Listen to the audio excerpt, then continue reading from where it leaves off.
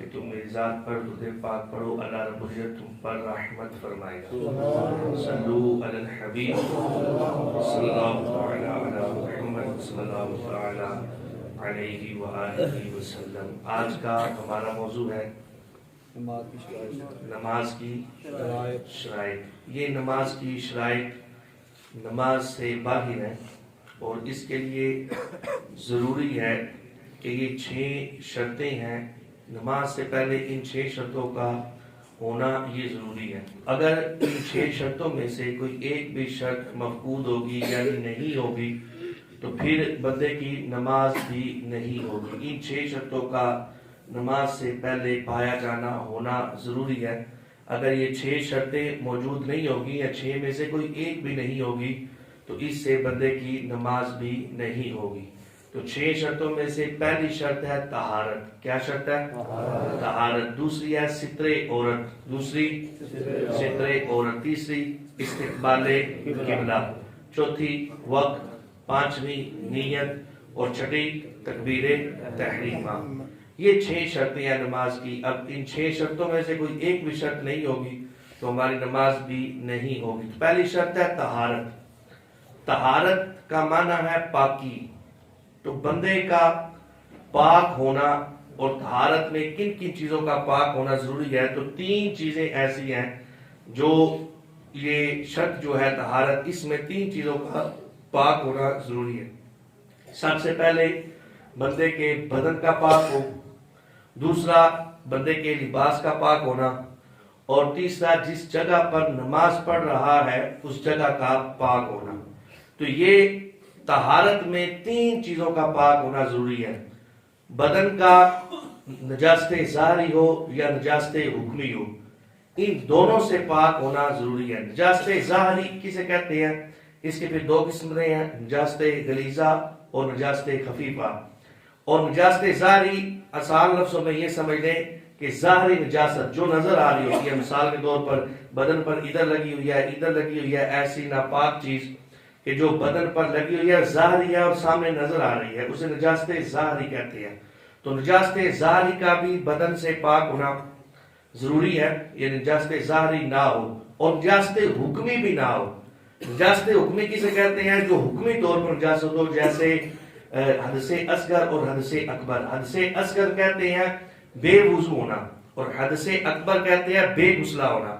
اس سے بھی پاک ہونا ضروری ہے، یعنی نہ تو بندہ بے وضو ہو اور نہ ہی بے غسلہ ہو، یعنی اس کا غسل بھی ہو اور وضو بھی ہو، یہ شرط ہے۔ تو بدن کا نجاست ظاہری سے بھی پاک ہونا اور نجاست حکمی سے بھی پاک ہونا، یعنی بے غسلہ بھی نہ ہو، بے وضو بھی نہ ہو، اور کوئی ایسی بھی ظاہری نجاست اس کے بدن پر نہ لگی ہو کہ جس سے نماز نہ ہوتی ہو، وہ نجاست کوئی ناپاکی ہو تو اسے دور کرنا یہ ضروری ہے۔ اب لباس کا، تو لباس کا نجاست ظاہری سے پاک ہونا ضروری ہے، اس کے لباس پر کوئی نجاست نہ لگی ہو تو اس نجاست سے اس کا پاک ہونا لباس کا ضروری ہے۔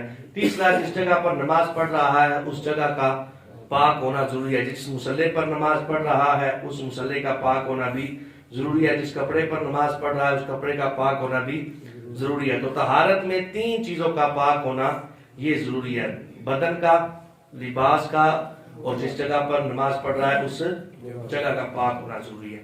دوسری جو نماز کی شرط ہے وہ ہے ستر عورت۔ ستر عورت کا معنی کیا ہے؟ عورت کہتے ہیں چھپانے کی جگہ کو، ستر کہتے ہیں بدن کے اعضاء کو، بدن کے حصے کو، یہ ستر کہتے ہیں۔ اور عورت کا معنی ہے چھپا ہوا ہونا۔ ستر عورت کا معنی یہ بنا کہ جسم کا چھپا ہوا ہونا۔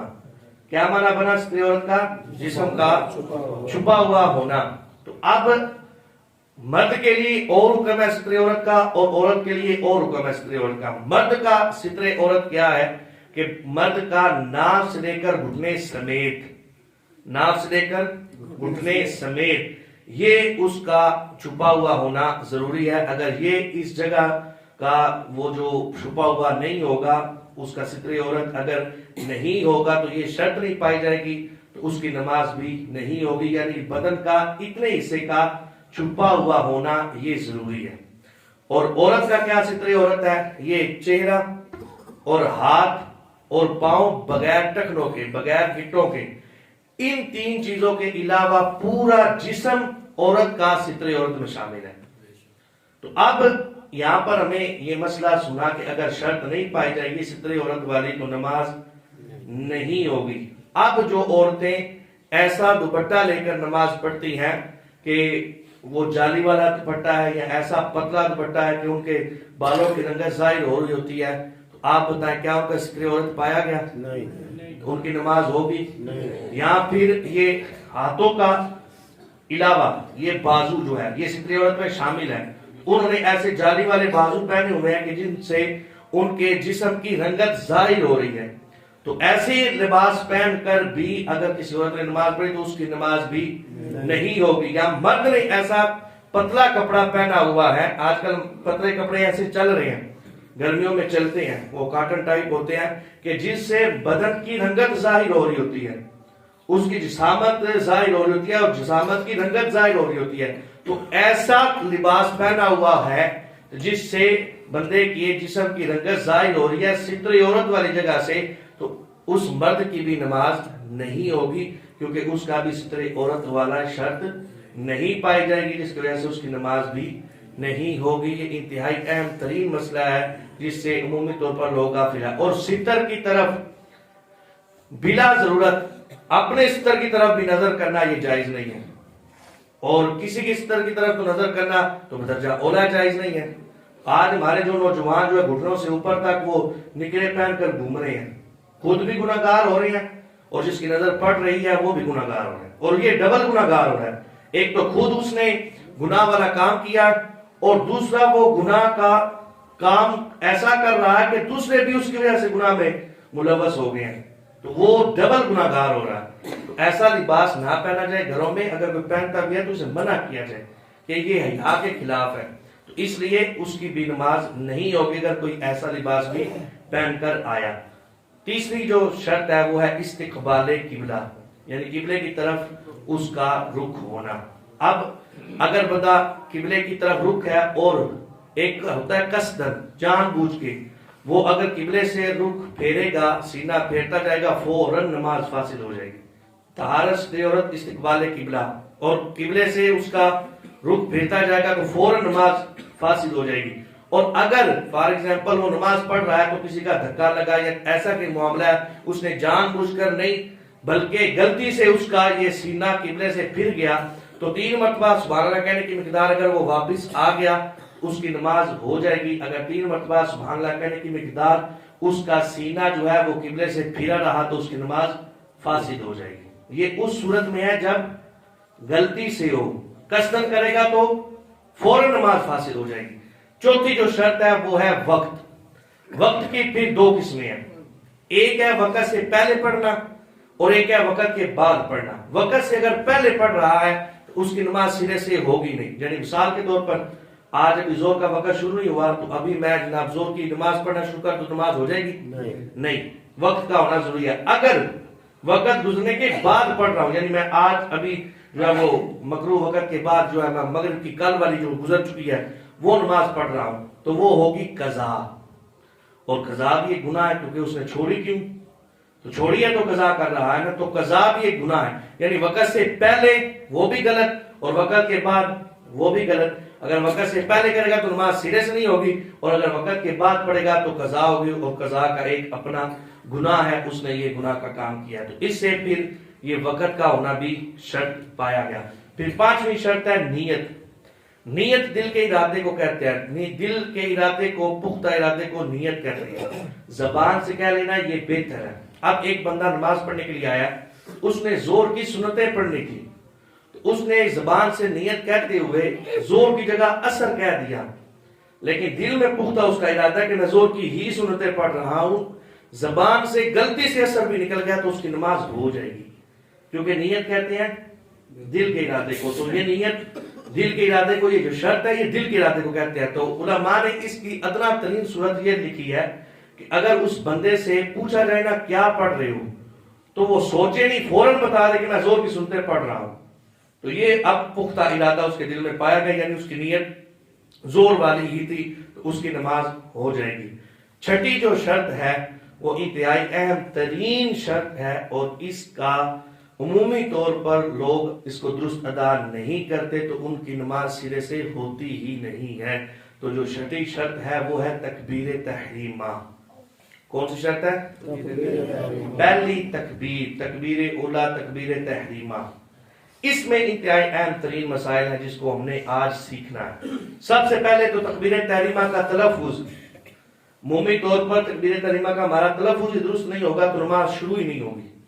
اب آج اللہ اکبر تلفظ ہے نا، لام کو صرف لمبا کرنا ہے، اللہ اکبر یہ تلفظ ہے، اس کو اللہ اکبر پڑھ دیں گے پھر بھی نماز نہیں ہوگی، کیونکہ یہاں پر ایک الف ہے، اور اس کو اگر بڑھائیں گے تو دو بنیں گے، دو حمزہ بن جائیں گے تو ایک حمزہ استفہامیہ بن جائے گا اور ایک لفظ اللہ اس میں جلالت والا بن جائے گا، تو اس کا معنی بن جائے گا کیا اللہ سب سے بڑا ہے، اس کا معنی ہی فاسد ہو جائے گا، تو تکبیر تحریمہ ہی درست نہیں ہوگی تو نماز شروع ہی نہیں ہوگی۔ اب بعض اس کو پڑھ دیتے ہیں اللہ اکبر، ہو کو لمبا کر دیتے ہیں، اب اس میں بعض کر دیتے ہیں اللہ اکبر، پھر اکثر کر دیتے ہیں اللہ اکبر۔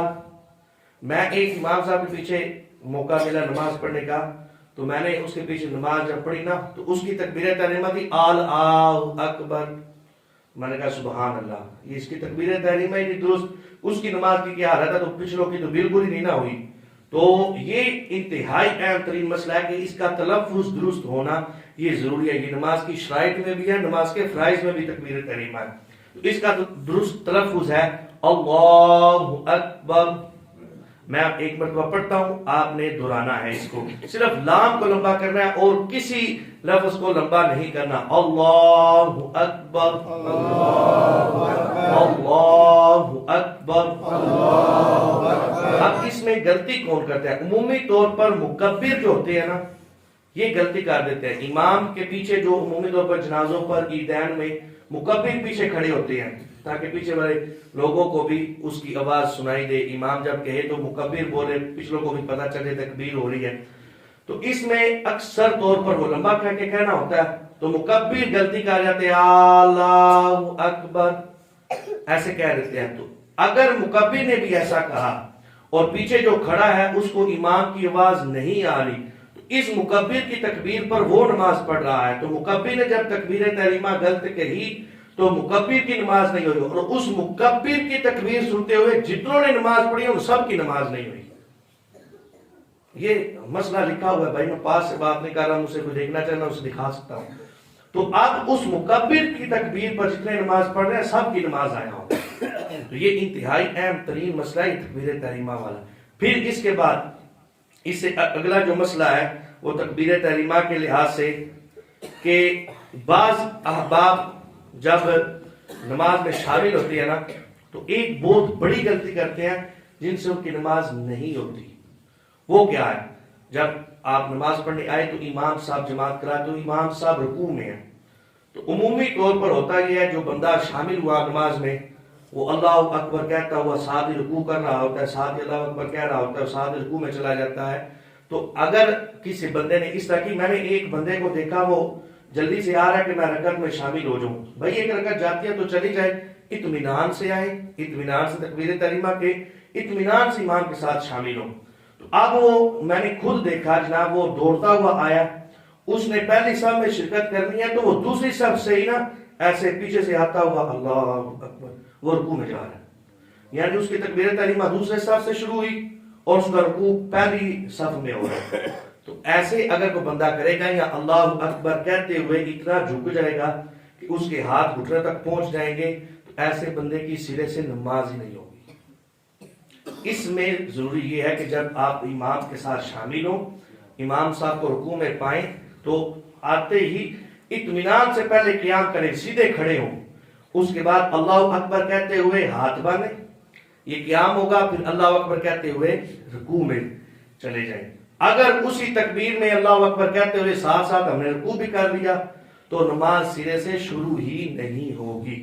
تو اللہ اکبر کہتے ہوئے اطمینان سے پہلے قیام کریں اور پھر رکوع میں شامل ہو۔ اگر رکوع میں آپ تھوڑی سی معمولی سی شرکت بھی کر دیتے ہیں تو اس سے آپ کی وہ رکعت شامل ہوگی۔ اگر رکوع میں آپ نہیں ملتے، امام صاحب کے ساتھ آپ کی کمر نہیں ملتی، امام بھی رکوع میں تھا آپ بھی رکوع میں ہیں، تو اگر کمر نہیں ملتی تو آپ کی وہ رکعت شامل نہیں ہوگی۔ امام صاحب کوما میں آپ نے پایا تو کوما میں شامل ہو جائیں. بعض اب آپ کیا کرتے ہیں کہ امام صاحب اگر رکوع سے کھڑے ہو گئے نا آپ وہ سیدھے کھڑے ہو جائیں گے. بھائی امام صاحب اب سجدہ بھی کریں پھر جلسہ بھی کریں پھر سجدہ کریں پھر سیدھے کھڑے ہوں یا قاعدہ بیٹھے ہم پھر شامل ہوں. تو یہ بھی درست طریقہ نہیں ہے. امام کو جہاں بھی پائیں آپ امام کے ساتھ شامل ہو جائیں. ہاں البتہ رکعت اس وقت شمار ہوگی جب ہم امام کے ساتھ رکوع کر لیں گے. جس رکعت کا رکوع ہم نے امام صاحب کے ساتھ کر لیا وہ رکعت شامل ہوگی. اگر قوما میں جلسہ میں یا سجدے میں ہم امام کو پاتے تو وہ رکعت شامل نہیں ہوگی. تو یہ جو مسئلہ ہے عمومی طور پر غلطی کرتے ہیں لوگ. اللہ اکبر کہتے ہوئے رکوع میں جا رہے ہیں اتنا جھک گئے کہ ہاتھ گھٹنوں کے برابر ہو گئے تو اس طرح اس بندے کی نماز ہی نہیں ہوگی. یہاں پر مسئلہ جو لکھا ہوا میں پڑھ کے سنا دیتا ہوں. امام کو رکوع میں پایا اور تکبیر تحریمہ کہتا ہوا رکوع میں گیا یعنی تکبیر اس وقت ختم ہوئی کہ ہاتھ بڑھائے تو گھٹنے تک پہنچ جائیں نماز نہ ہوگی. بات کی سمجھ آ گئی؟ تو یہ آپ نے درست طریقے سے اللہ اکبر کہتے ہوئے قیام کر کے پھر اللہ اکبر کہتے ہوئے ہم نے رکوع میں شامل ہونا ہے. اس سے اگلی پھر ایک اور غلطی جو عمومی طور پر ہوتی ہے کہ جب بندہ نماز پڑھ رہا ہے نا امام صاحب کی ابھی تکبیر تحریمہ نہیں ہوئی ان کی حضرت کی تکبیر تحریمہ ہو گئی ہے. یعنی مثال کے طور پر جب امام جماعت کراتا ہے تو تھوڑی سی لمبی تکبیر کہتا ہے اللہ اکبر تو مقتدی عمومی طور پر بس سمپل ہی کہتا ہے اللہ اکبر.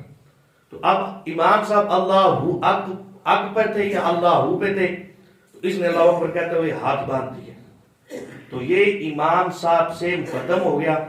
امام صاحب کا تو اب یہ حق تھا مقتدی کا کہ امام کی اتباع کر کے تکبیر تحریمہ کہے.